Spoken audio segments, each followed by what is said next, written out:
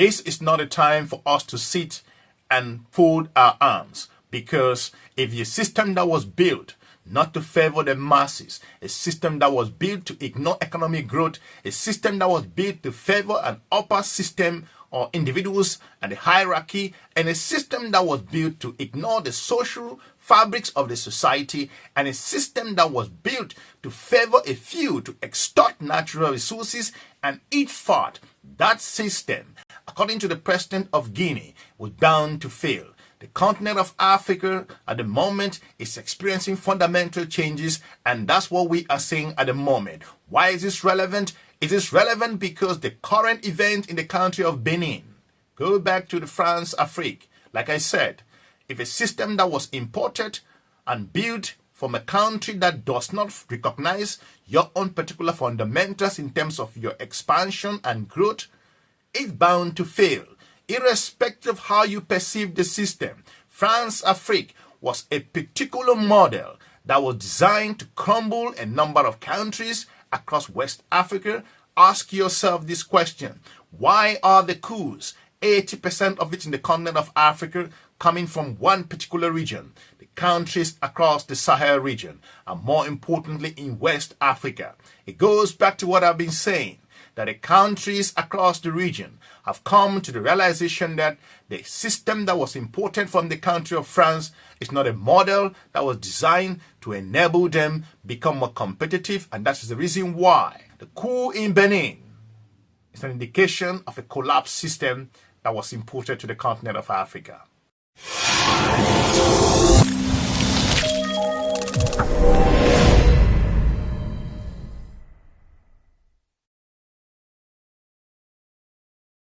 Thank you for joining us again, and welcome back to It Explorer. If you are joining us for the first time, I salute you and I hope you're enjoying your weekend. I know I recently ruffled out some feathers by telling you what's happening in the region, and some of you were really screaming maybe the continent is falling apart. Not at all. Africa is doing okay. It will deal with its challenges. What happened in the United States of America is one-off, and if the African Union fails, we need to call it out and remind the continent of Africa that the geopolitical landscape has shifted, and the continent must pay closer attention on what's happening in Beijing, Moscow, in Washington, including Brussels and emerging Turkey, and some strategic partners in the Middle East. What's happening between the United States of America and the country of South Africa, it's not going to be going anywhere soon. It's an indication to the continent of Africa that nobody's coming to save you, and you have to take unpopular decisions that will not sit well with your strategic partners. Otherwise, you will go under the water. Let's get back to that breaking news this hour, this attempted coup in Benin. Joining us from Accra in Ghana, of course, is Adama Gueye. He is a political analyst and former director of communication at Ecowas. Adama, thank you so much for joining us. Tell us what you know here.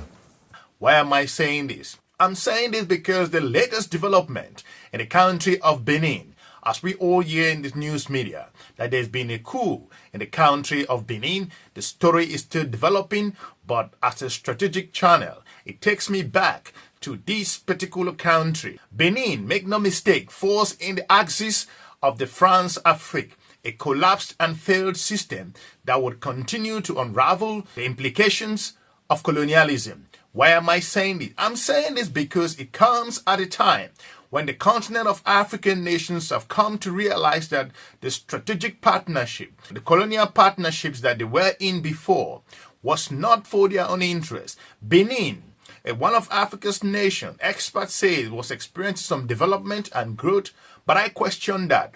Why am I saying this? I'm saying it because the democratic models that have been exported to the continent of Africa is not what is being used in the West. Go back to this case of Benin.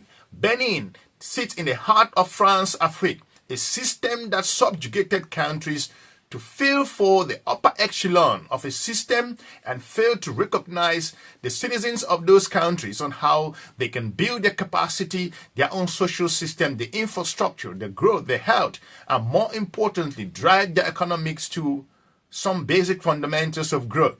Why is this relevant? It is relevant because if you look at Benin at the moment, talking about the military coup so far.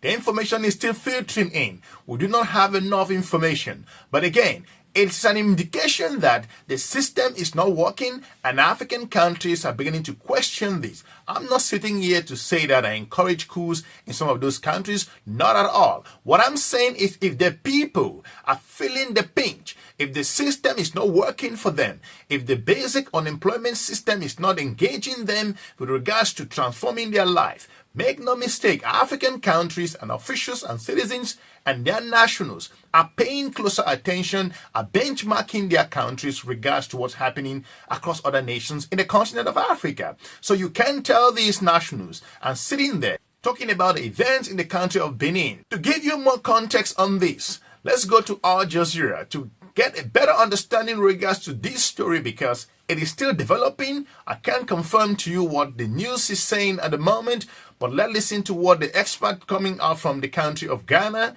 who spoke to Al Jazeera recently, let him give us his own perspective regards to the events that are happening in the country of Benin. Let's roll this clip. Let's get back to that breaking news this hour, this attempted coup in Benin. Joining us from Accra in Ghana, of course, is Adama Gueye.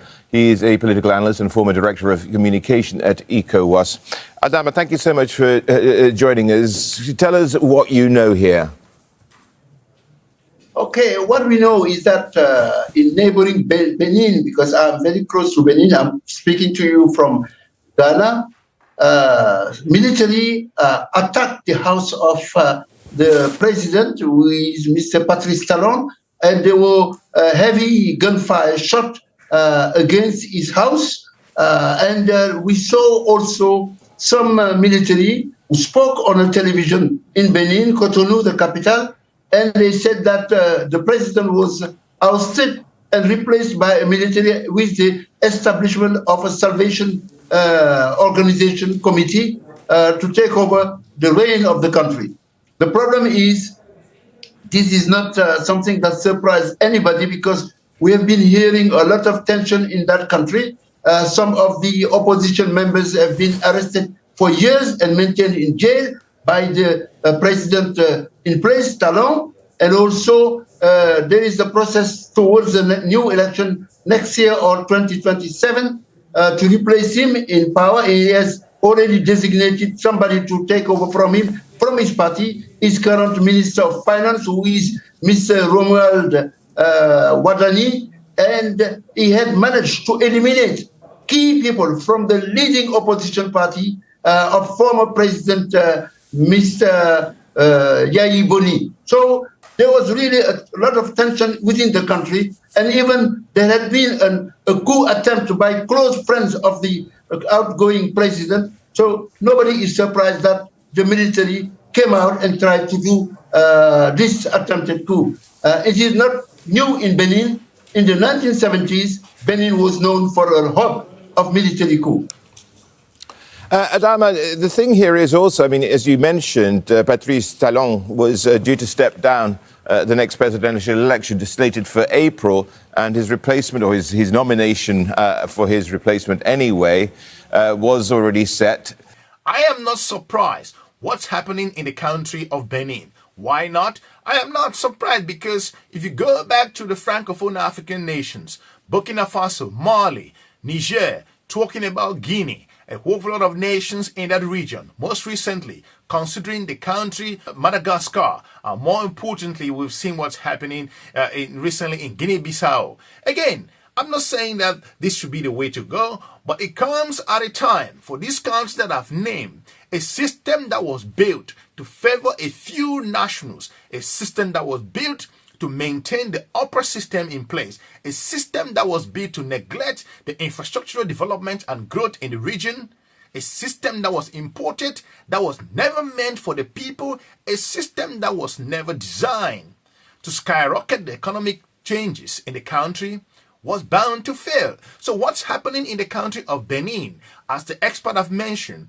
despite saying that there are some developmental issues that happen in the country, but it goes a long way to indicate that that particular model, so-called democracy that was built in some Western countries differently and in the countries across the region was left in the hands of a few who do not care about the masses, then you expect that these people should sit, of which they do have their own individual ambitions and their individual aspiration. For that reason, the country of Benin has come to the point where it cannot handle this.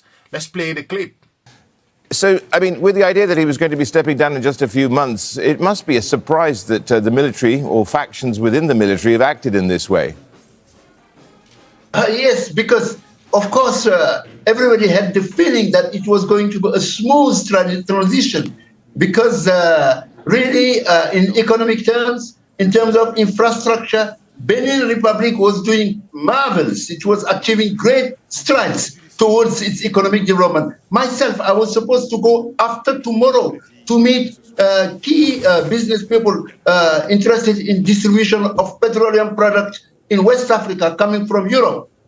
But this is no longer possible. Why this has happened? Maybe the fact that actually this transition from Mr. Talon to a newly elected president next year was not seen as something as genuine. People believe that it's the Medvedev-Putin type of transition where Mr. Talon will put a figurehead in his place and continue running the show from behind the scene.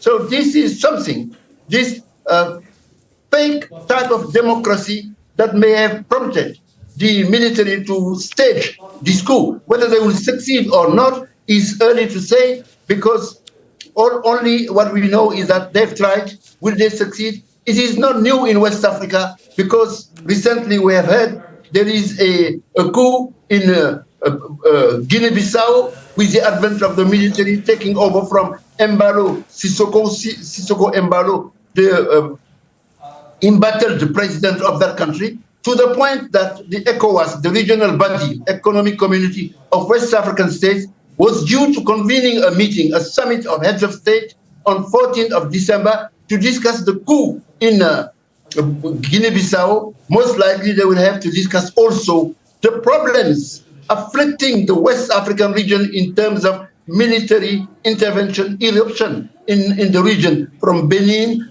from Guinea-Bissau to Niger, Mali, Burkina Faso. The time of military coup is back in West Africa, and I think that there is a need to seriously address the root cause, not the symptoms of these coups, in order to see whether really the democracy would be a reality or not in West Africa.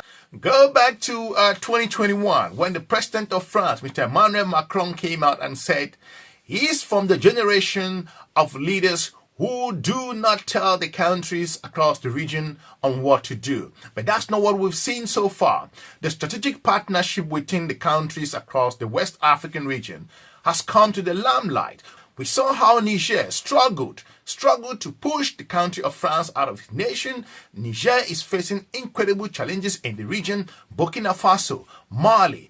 Talk about the French-speaking countries. Why is this not really happening in the country of Ghana? Because it's a model that has been built in place and needs to be shattered. If you are not ready to uproot the system, then it's something that's going to continue to grow. The international organizations come over and over and tell you that your model is working, your system is working, but it's not trickling down to the common people in the streets. The infrastructure does not reflect this. The system does not allow a free market economy. The people are struggling on a daily basis, and you expect that a model that was designed for you will work for you. This is where the problem lies. So the issue of democracy in the country of Benin was not the reflective nature of the citizens' own life. This comes with implication. That is the reason why we see what's happening in the country of Benin. So I'm not surprised, because this may not be a one-off, because the designing of a system, like the president of the country of Guinea once said, a system built for a few masses and that does not have inclusivity is designed to fail. Let's play this clip. Adama, with all that in mind, what is that root cause in your belief? The root cause is that we don't have democracy. We pretend to have democracy in all of the West African countries. In addition to that, the economic conditions of the people is very bad. It's worsening, improving a lot of few people, inequalities, and the fact that people are mismanaging democracy to sustain themselves in power. If they don't become very serious and honest about promoting real democracy, rule of law, good governance, freedom of expression, freedom of opinion, all those things that are part of the democratic process, they are exposing themselves, those leaders from Nigeria, even where there has been a coup attempt, to Cote d'Ivoire, to Senegal, across the West African region. Military coup will continue to be a reality in Africa. Adama, we're hearing that this body from the military, these Beninese soldiers, say they've appointed Lieutenant Colonel Pascal Tigri to lead a newly formed military committee for refoundation. Do you know anything about this Lieutenant Colonel? No, look, this is something that came out of the blues. Nobody expected that it will happen today. But we knew that there was something underway in Benin. People were not happy. And we know the history of that country. In the 1970s, Benin had military coup. It had at one point even a triumvirate to rule it. Aomakdegbe, Apiti, Zensu, there were three leaders who were sharing power at that time. And Kerekou became a military leader until the 1990s, early 1990s, went through a national conference, the first of its kind in West Africa. Democracy was restored in Benin Republic. We expected Benin to continue on that full way forward. But unfortunately, Mr. Talon, when he became president, he's a businessman, true businessman, very successful businessman. He was really playing a lot of tricks and exposing himself. So the arrival of these people, even if the guy is not known, is not surprising, because that's what has happened in the past, not just in Benin Republic, but across West Africa in the type of military coup that have been done in those countries. Adama, thank you so much. Adama Gueye, political analyst and former director of communications at Ecowas. Let me know in the comment section what you think in regards to this particular breaking information coming out from the country of Benin, and why the continent of Africa at the moment is going through these tremendous challenges, and more importantly, considering the countries that have experienced this particular coup movement coming from former French colonies. This was a model that we've talked about that was never built for the countries across the region, because these nations face a woeful lot of different fundamentals. I want to thank you for watching. I'll be looking forward to meeting you soon in our next episode. Smash the like button and have a good day. Bye-bye.